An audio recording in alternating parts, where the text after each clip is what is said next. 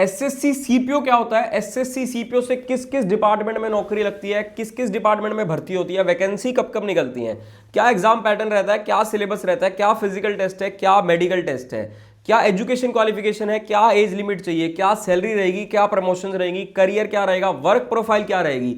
बहुत सारे अलग अलग डिपार्टमेंट्स में एसएससी सीपीओ के थ्रू भर्ती होती है। बट मेजरली जो लोगों का एम रहता है वो रहता है दिल्ली पुलिस सब इंस्पेक्टर।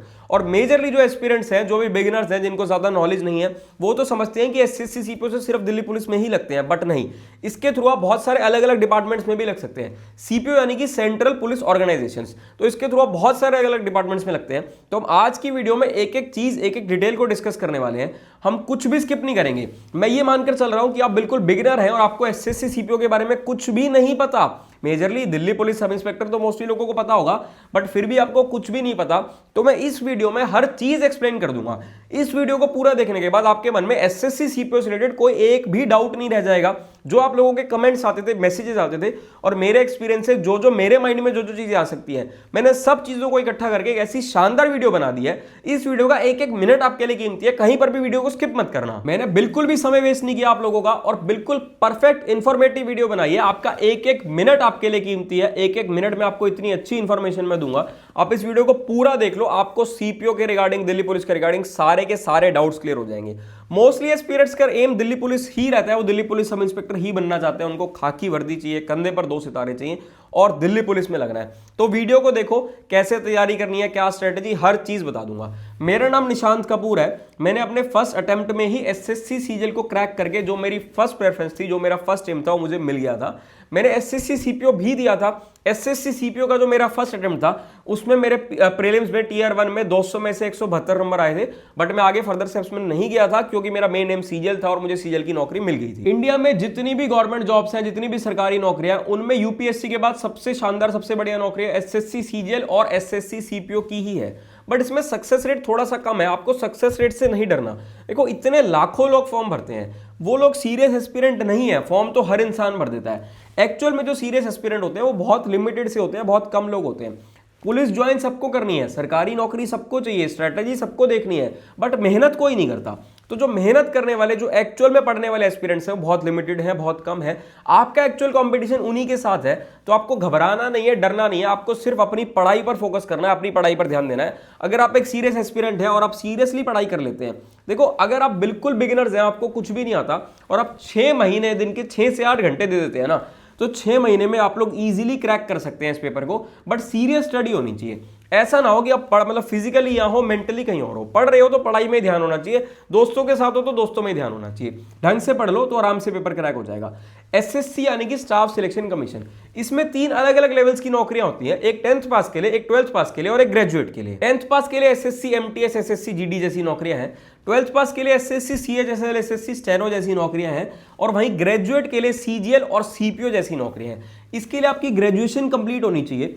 हर साल एक थ्रेशोल्ड डेट दी जाती है नोटिफिकेशन में, उस डेट से पहले पहले आपकी ग्रेजुएशन कंप्लीट होनी चाहिए।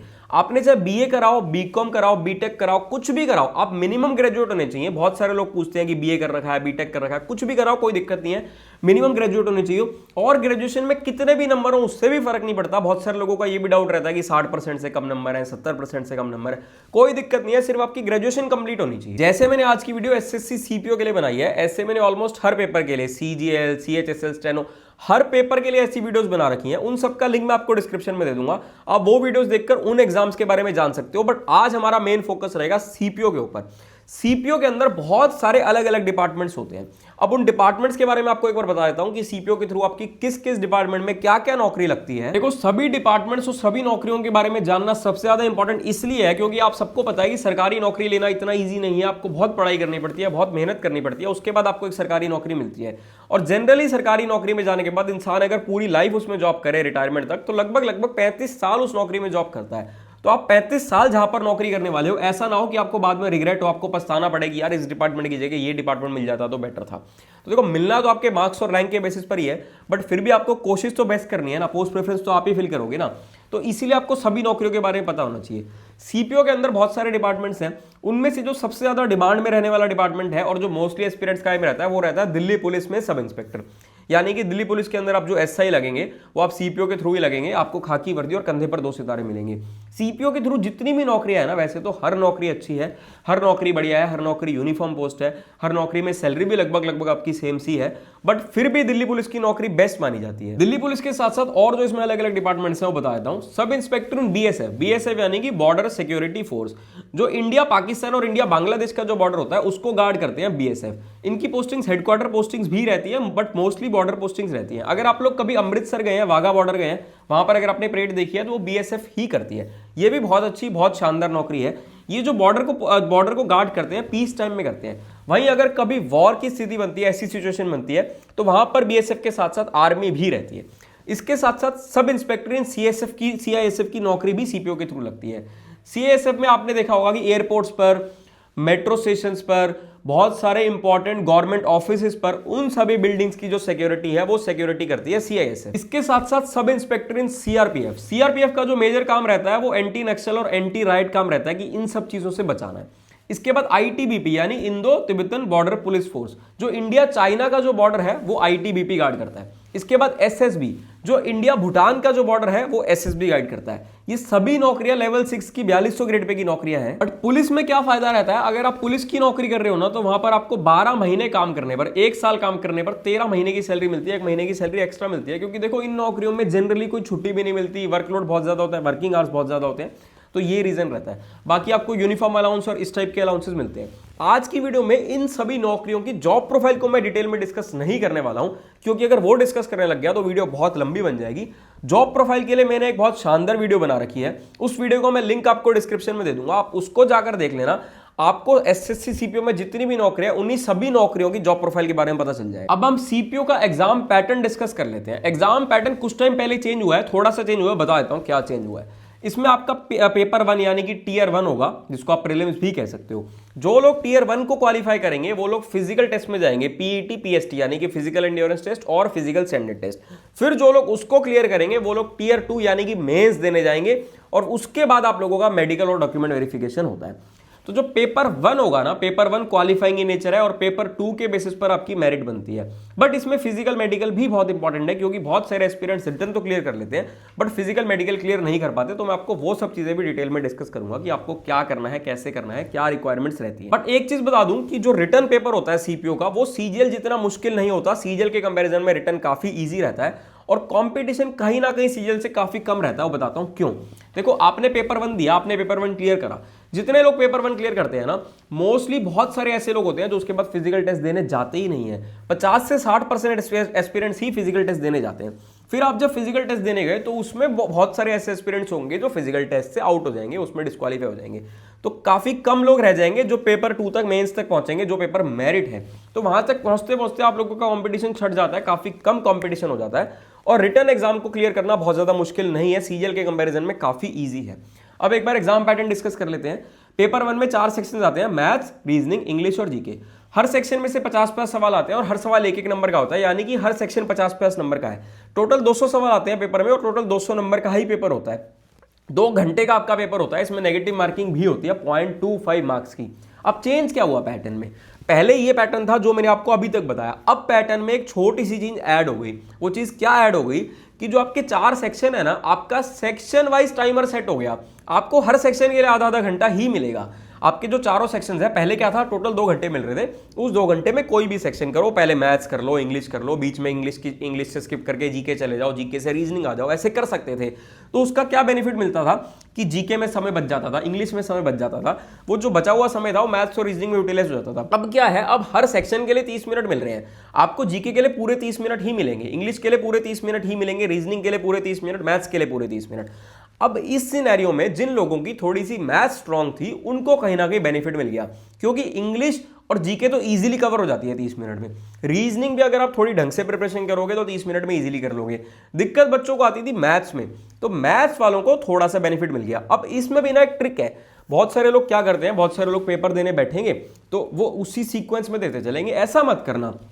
आपको इंग्लिश और जीके में तो दिक्कत आने वाली है नहीं, जो थोड़ी बहुत दिक्कत आने वाली है वो मैथ्स में है। तो मैथ्स में आपको क्या करना है, जब आप लोग पेपर देने बैठ रहे हो ना, तो जो सवाल देखो, 50 के 50 सवाल तो ऐसे नहीं होंगे ना जो मुश्किल से सॉल्व होने वाले होंगे, कैलकुलेटिव होंगे। मेजरली 30, 35, 40 सवाल इजीली सॉल्व होने वाले होंगे। तो आप शुरू में वो सवाल करते चलो, आपने सवाल देखा, सवाल देखते अगर आपके माइंड में आ रहा है कि हाँ यार ये सवाल तो हो जाएगा 10 15 20 सेकंड में, तो आप करो। अगर आपके माइंड में आ रहा है कि नहीं यार ये कैलकुलेटिव है या ये मेरे माइंड में नहीं आ रहा, इसमें समय लग सकता है, उसको अभी के लिए स्किप कर दो, उसको बाद में करना। कॉन्फिडेंस में बड़ा फर्क पड़ेगा। अगर आपने मैथ्स के इनिशियल 10 मिनट में 20 सवाल कर डाले तो देखो कॉन्फिडेंस कितना बूस्ट हो जाएगा। और अगर इनिशियल 10 मिनट्स में मुश्किल सवालों में, कैलकुलेटिव सवालों में फंसे रह गए और 7-8 सवाल कर पाए, 5 सवाल कर पाए, तो कॉन्फिडेंस बिल्कुल खराब। जो बाकी के इजी सवाल होंगे ना, जो 15 सेकंड में होने वाले सवाल होंगे ना, फिर वो सवाल भी आपसे 60-70 सेकंड में जाकर होने लगेंगे। तो कोई ऐसी दिक्कत वाली बात नहीं है, क्योंकि पैटर्न सभी के लिए चेंज हुआ है। जो बहुत सारे एस्पिरेंट्स घबराए हुए हैं ना, घबराने की जरूरत नहीं है, सभी के लिए सभी एस्पिरेंट्स के लिए पैटर्न चेंज हुआ है, सिर्फ आपके अकेले के लिए नहीं हुआ। अब जो इसको क्वालिफाई कर लेंगे वो पीईटी पीएसटी में जाएंगे, फिर जो उसको पास कर लेंगे वो मेंस में जाएंगे। पहले मेंस के बारे में बता देता हूं, पेपर 2 के बारे में, फिर आपको पीईटी पीएसटी के बारे में बताऊं। पेपर 2 में सिर्फ और सिर्फ इंग्लिश आती है, 2 घंटे का पेपर होता है, 0.25 मार्क्स की नेगेटिव मार्किंग होती है। 200 सवाल होते हैं, हर सवाल 1-1 नंबर का, यानी कि टोटल पेपर 200 नंबर का, हर सवाल 1-1 नंबर का है। और इंग्लिश कंपैरेटिवली मैथ से ईजी रहती है। तो वैसे तो देखो किसी को मैथ्स ईजी लगेगी, किसी को इंग्लिश ईजी लगेगी, बट फिर भी अगर कंपैरिजन किया जाए कहीं ना कहीं इंग्लिश ईजी रहती है मैथ्स से। तो इसीलिए कहा जाता है कि सीपीओ के पेपर में इंग्लिश सबसे ज्यादा इंपॉर्टेंट है। तो आप जब टियर 1 की भी तैयारी करोगे उसमें भी आपकी इंग्लिश की तैयारी तो हो ही रही है। फिर फिजिकल मेडिकल के साथ साथ अगर आप कॉन्फिडेंट होगी, आपका क्लियर हो जाएगा, तो आप उसके साथ साथ इंग्लिश की तैयारी और बूस्ट कर सकते हो। वो आपका रिवीजन समय होगा, आप उसमें रिवाइज करोगे और आपकी इंग्लिश की तैयारी और बेटर होती जाएगी। अब अगर हम फिजिकल स्टैंडर्ड्स में क्या रिक्वायरमेंट है और फिजिकल टेस्ट क्या होता है उसको डिस्कस कर लेते हैं। मेल्स के लिए मिनिमम हाइट होती है 170 सेंटीमीटर और मिनिमम चेस्ट होती है 80 सेंटीमीटर। 5 सेंटीमीटर का एक्सपेंशन होना चाहिए मेल्स की चेस्ट में। फीमेल्स के लिए जो मिनिमम हाइट होती है वो होती है 157 सेंटीमीटर। अब इसके साथ साथ इसमें race, long jump, high jump और शॉर्ट पुट, ये सब चीजें भी होती हैं। तो फिजिकल की तैयारी भी कर लेना, क्योंकि ऐसा ना हो कि रिटन पेपर तो क्लियर कर लो बट फिजिकल में डिस्क्वालीफाई हो जाओ, क्योंकि बहुत सारे एस्पिरेंट्स ऐसे होते हैं जिनका रिटन हो जाता है बट वो फिजिकल नहीं कर पाते।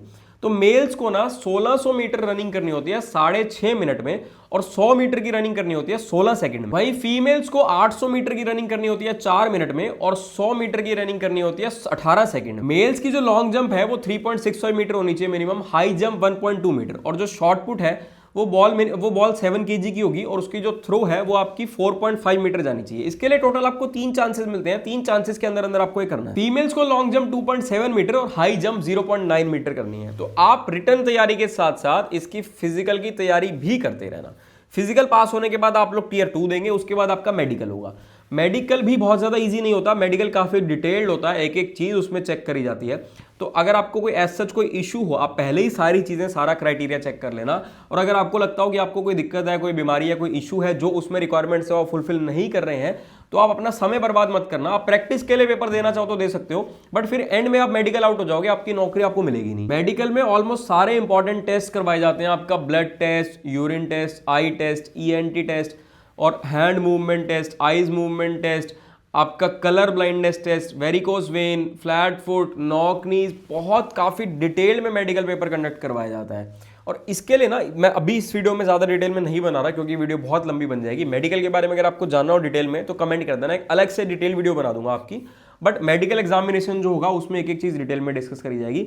अगर किसी रीजन से, कुछ चीजों की वजह से आपके मेडिकल में कुछ इशू आता है तो ऐसा नहीं है कि पहली बार ही आपको आउट कर दिया जाएगा, उसमें आपके पॉइंट्स बना दिए जाते हैं और उसके बाद आपका री मेडिकल एग्जामिनेशन भी होता है, आपको एक मौका और दिया जाता है अगर कुछ इश्यूज हैं। एसएससी सीपीओ की वैकेंसीज हर साल आती हैं, तो जो भी एस्पिरेंट्स हैं, अगर आप अभी करंटली कॉलेज में भी हैं या अगर आप करंटली जॉब कर रहे हैं, कुछ ऐसे भी होंगे जो स्कूल में भी होंगे फिर भी इस वीडियो को देख रहे होंगे, तो आप हर साल इसकी वैकेंसीज फिल कर सकते हो। जिस भी साल वैकेंसी फिल करो उस साल की नोटिफिकेशन जरूर पढ़ लेना, क्योंकि अभी मैंने करंट के हिसाब से बताया, तब हो सकता है कुछ माइनर चेंजेस अगर हो भी जाए, बाकी कुछ चेंजेस होंगे भी तो मैं आपके लिए वो अलग से वीडियो भी लेकर आऊंगा। आप मेरे चैनल को सब्सक्राइब कर लेना अगर आपको वीडियो अच्छी लगे और इन्फॉर्मेटिव लगे। बाकी सीपीओ की प्रिपरेशन के लिए मेजर आपको प्रीवियस ईयर क्वेश्चंस पर ही फोकस करना है। रिटन पेपर बहुत ज्यादा मुश्किल नहीं होता है, प्रीवियस ईयर क्वेश्चंस को ही पढ़ लोगे, उसी को बार बार रिवाइज कर लोगे तो बहुत सफिशिएंट है।